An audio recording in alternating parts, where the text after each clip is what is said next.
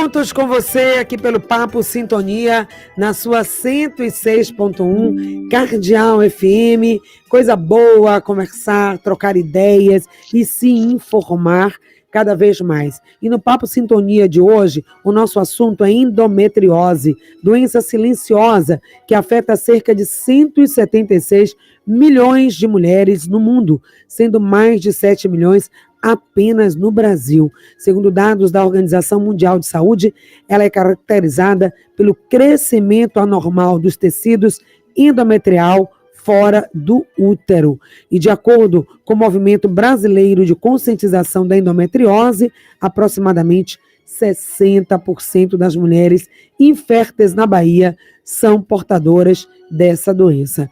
Com a palavra, a médica ginecologista Jaqueline Neves é quem vai atualizar você sobre as informações relacionadas à endometriose. Olá, bom dia, doutora Jaqueline, seja bem-vinda. Olá, bom dia, Patrícia, bom dia a todos os ouvintes, bom dia a todas, todos e todes. E nesse dia lindo, né? Amanheceu um pouquinho chuvoso, tá um pouquinho nublado, mas é isso aí. Gente, é isso mesmo, viu? A endometriose, ela é uma doença que diminui muito a qualidade de vida da mulher, infelizmente. E esses números, por mais atualizados que sejam, a gente fala que eles estão ainda muito desatualizados, porque realmente não reflete. Não é? O diagnóstico da endometriose é um diagnóstico extremamente difícil, que leva de 8 a 10 anos para a sua conclusão. Nisso daí, muitos implantes endometrióticos de avanço mesmo natural da doença são implantados e a mulher não consegue ter uma qualidade de vida, não é? Por quê? Porque é muita dor, gente, não é? É surreal, certo? A endometriose é uma doença complexa, pois ela tem um início muito primário, mas o acúmulo dela é muito danoso. Ela tem um comportamento parecido com um tumor, mas não é um tumor, certo? Mas que afeta a qualidade de vida sensivelmente. Eu tenho pacientes de 40 anos que não conseguem realizar as atividades delas cotidianas, sabe? Isso é muito forte, por conta da dor. Aí não é só na menstruação, aí fica durante todo o período por conta da questão dos nervos, não é? Quando o implante de endometriose, ele acomete nervos, ele é altamente inflamatório e ele fica liberando substâncias que provocam dor. Pois é. Então, vale lembrar que hoje, gente, 7 de maio, tá? Essa entrevista para você que está vendo ao vivo. Nós estamos aqui ao vivo, também pelo canal do YouTube da Rede Excelsior de Comunicação, ou para quem está ouvindo a reprise dessa entrevista ou o replay dessa entrevista nos nossos canais de comunicação. É importante difundir essa informação. Quanto mais vezes falarmos sobre isso, é importante. Mas hoje, estamos ao vivo, dia 7 de maio, é celebrado o Dia Internacional de Luta contra a Endometriose. A endometriose que é uma doença que pode ser silenciosa. Em que sentido? Às vezes o sintoma eles são negligenciados, não é isso, doutora Jaqueline? Ah, mas é normal a mulher ter cólica. Não é normal, da forma como muitas mulheres, às vezes, até têm que ser hospitalizadas por conta desses sintomas, não é verdade? Exatamente. Gente, não é normal sentir dor, não é? É muito normalizado a mulher sentir dor, não é? Com homem, isso daí não acontece tanto. Mas para a mulher sofre, mulher sente dor, mulher tem que sentir dor no parto, mulher tem que sentir dor. Então a gente escuta isso daí muitas vezes. E quando se trata da mulher negra, então, não é? Que a mulher negra é simbolizada pela questão da luta, da batalha cotidiana, e essa batalha envolve dor. Então a dor é normalizada. Então, assim, qual é o sintoma primordial da endometriose? E assim, o inicial mesmo, dor durante a menstruação. Aí vem alguém falar para você, olha, é normal sentir dor, que principalmente que seja profissional de saúde, porque foi informação passada para mim também, durante toda a minha formação em residência. É normal sentir dor. Você vai dizer para sua paciente de 13, 14 anos, é normal, mas não é normal, não é? A partir daí, a gente tem que implementar medidas não hormonais, porque essa paciente está em formação corpórea, não é? Mas de alimentação, de atividade física, de hábitos de vida que sejam anti-inflamatórios, para que quando chegue uma idade propícia, não é? A gente possa bloquear com segurança esse eixo e fazer com que essa doença não avance. Gente, é muito importante falar, pacientes que sofrem de endometriose e fertilidade, não é quando a endometriose está avançada, o desenvolver da endometriose afeta a fertilidade, né? Então, a paciente de 25 anos, que já tem um diagnóstico de endometriose, você vê um foco pequenininho em algum lugar, né? Fundo de saco posterior, aí são termos técnicos, viu, gente? Mas, assim, é assim que vai aparecer no exame, né? Pequeno implante endometriótico em fundo de saco posterior, né?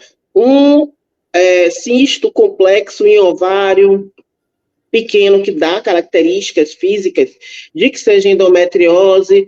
Então, essa paciente tem 25 anos, a gente já tem que falar com ela de preservação da fertilidade. Ter uma conversa aberta com ela. Ah, doutora, mas eu não sei se eu quero ter filho. Eu não sei. Mulher muda muito de ideia. Isso eu falo para todas as minhas pacientes. Gente, quando eu tinha 20 anos, para mim, ser rica era ganhar R$2.000 e ter um Ford Ka na garagem. Então, minha cabeça mudou e muito a cada 2 anos. Então, hoje eu penso totalmente diferente de quando eu tinha 25 anos. Então, hoje, a gente precisa fornecer escolha para essa mulher. Então, colocar medidas na área de saúde que forneçam escolhas para ela decidir se no momento que ela acha adequado, ela quer engravidar ou não. Certo? E não dizer assim, você não quer não? Eu não vou dar informação nenhuma.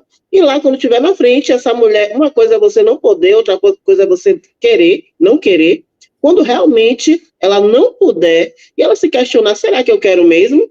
Eu quero agora, eu tenho uma parceria legal, eu tenho uma condição de vida que me favorece. Aí eu não posso. Entendeu? Exatamente. Por quê? Porque eu não fui informada antes. Como realizar essa manutenção da minha fertilidade. Que dor, né? É nesse momento dessa descoberta, como você falou, perfeita, né? A sua colocação. As pessoas mudam, o contexto de vida muda. Muitas vezes essa mulher, por conta até desses episódios de dores, pela desinformação, ou algo que ela vivenciou numa relação não bem sucedida, abusiva, violenta, ela fala, não quero. E depois passa, ela está vivendo um outro momento da vida, com uma pessoa diferente, e cheia de vida, né, entusiasmada, e quer se engravidar, e descobre que lá atrás, quando ela estava com aquele pensamento, ela não teve um profissional esclarecido que preservou a condição dela biológica de poder ela ter a gestação. Nós estamos no mês de maio, que é o mês das mães, gente. Então, muito triste saber que você poderia ter feito uma intervenção que ia impactar e muito a sua vida. E mais triste ainda saber que aproximadamente 60, olha, eu estou falando mais da metade das mulheres inférteis que não podem mais engravidar, são portadoras da doença endometriose. E que talvez essas mulheres teriam tido a chance, Jaqueline, de fazer um tratamento. Então, vamos entender aqui, caracterizar endometriose. O que é? Já sabemos que está relacionado à dor na menstruação, mas é algo que genético. Toda mulher vai um dia desenvolver, quais são os grupos de risco, as situações onde a mulher fica mais vulnerável a desenvolver a doença. Quero que você traga aí para a gente o panorama das causas e características de endometriose. Olha, o que é endometriose? O útero tem 3 camadas. Camada interna, ou endométrio, camada média, ou muscular, ou miométrio, e camada serosa. Então, o endométrio, que é a endometriose, que está dentro da cavidade uterina, essa camada, ela começa a sair células e se depositar fora dessa área. E isso é um sistema extremamente inflamatório. Gente, quando eu falo de inflamação, automaticamente eu falo de dor.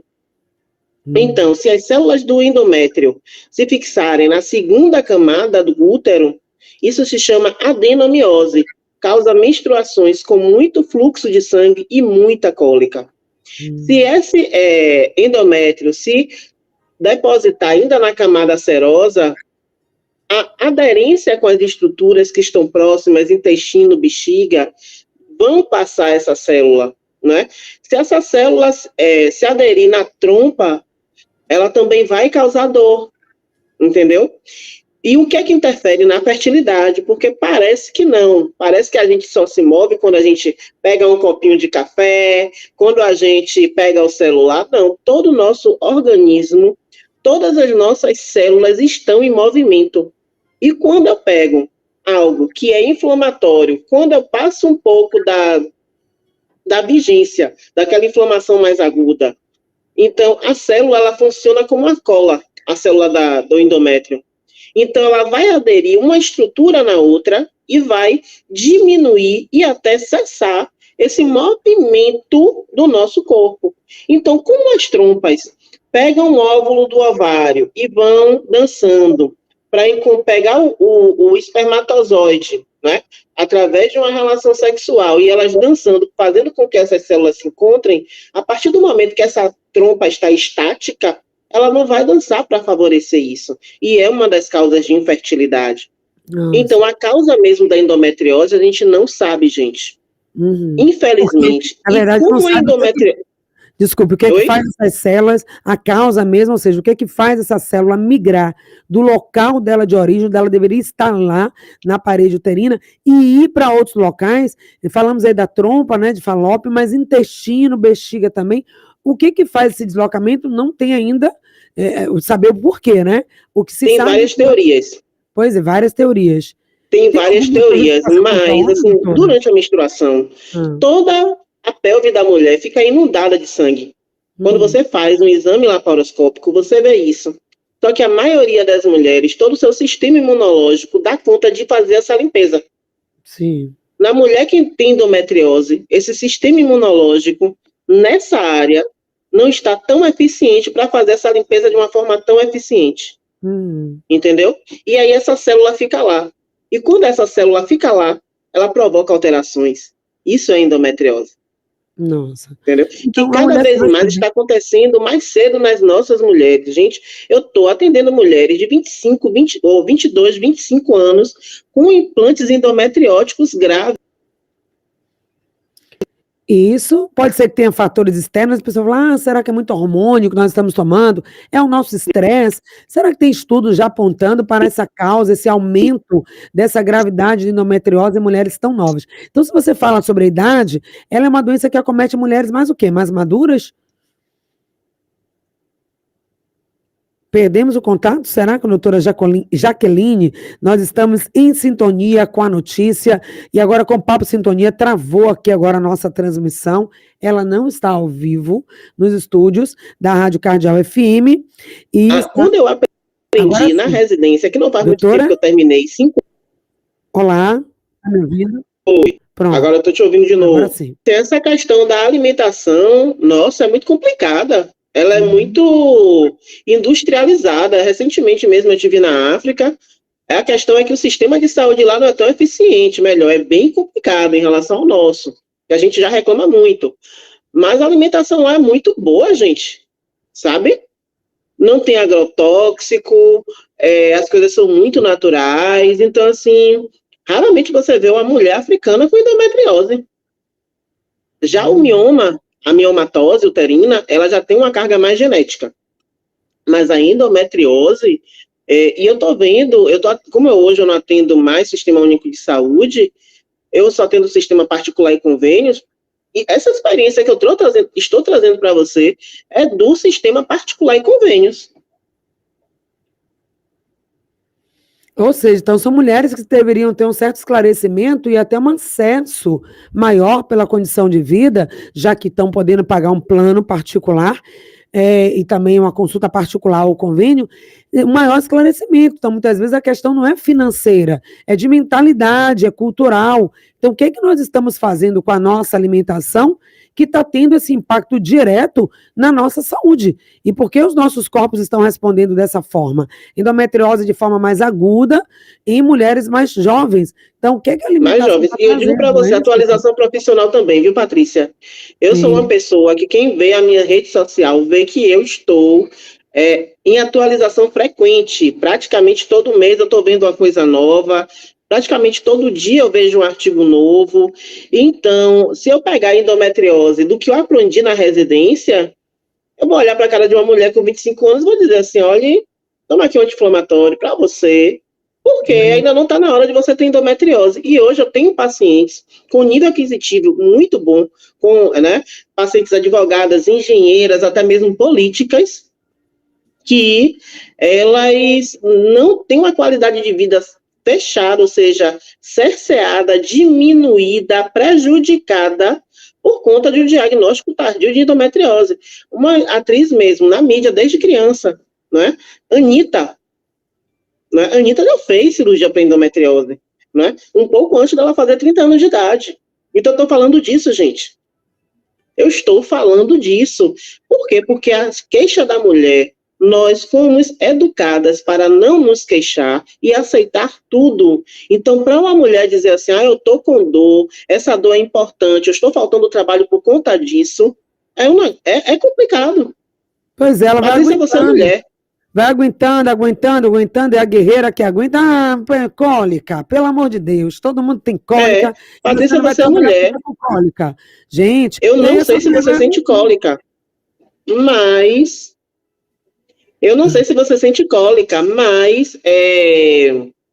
se você precisou faltar trabalho algum dia por conta de uma cólica, o que foi que você não ouviu até mesmo das nossas colegas mulheres? Que eu já ouvi muito. Pois é. E aí, vamos mudar, virar essa página. Hoje é um dia de conscientização e de alerta para a questão da endometriose, mas aí vamos olhar também os profissionais de saúde. Essa mulher, ela já vem aí com essa ideia, com essa crença de que ela tem que aguentar e que cólica faz parte, é normal. Não, não é normal sentir dor, ponto. Já colocou isso aí na mente? Virou aí, tirou essa crença?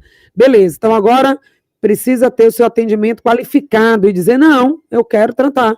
E tem recurso para isso já a medicina. Mas aí quando chega no profissional de saúde, será que também os profissionais eles estão sensíveis a esta questão para fazer esse diagnóstico e dizer, olha, isso aqui pode ser endometriose. E como é que eu fecho, doutora Jaqueline, um diagnóstico de endometriose? É observação clínica, é a fala da mulher, ou tem exame específico para dizer, é endometriose, vamos tratar?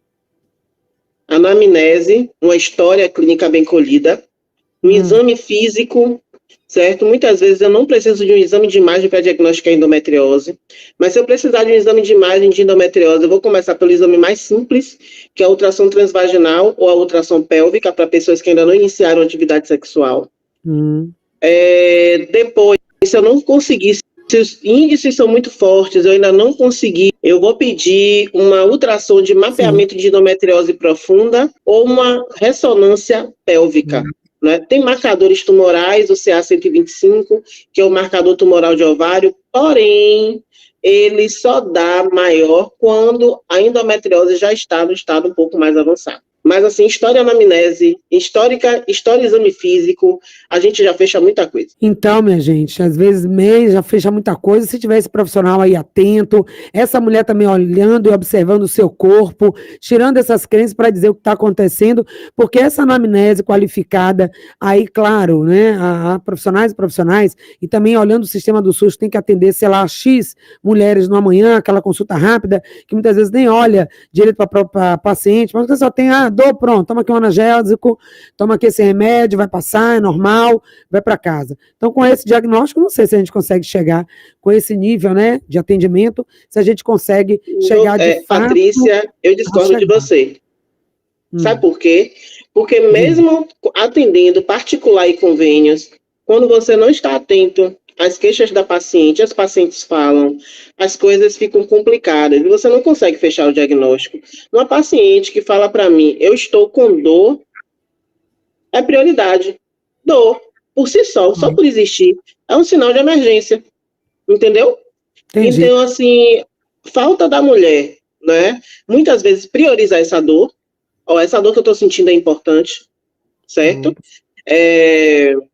E falta também do outro lado, e isso daí eu levo a minha culpa, né? Porque, infelizmente, a gente foi criado numa escola muito tradicional que prioriza o profissional e não o paciente, não a pessoa que está do outro lado. Então, a gente está indo de encontro em relação a isso tem pouco tempo, através da humanização dos serviços de saúde, tudo isso, colocando o fator psicológico também como algo muito importante na saúde da pessoa, e que a gente também não escuta, a gente não examina, sabe?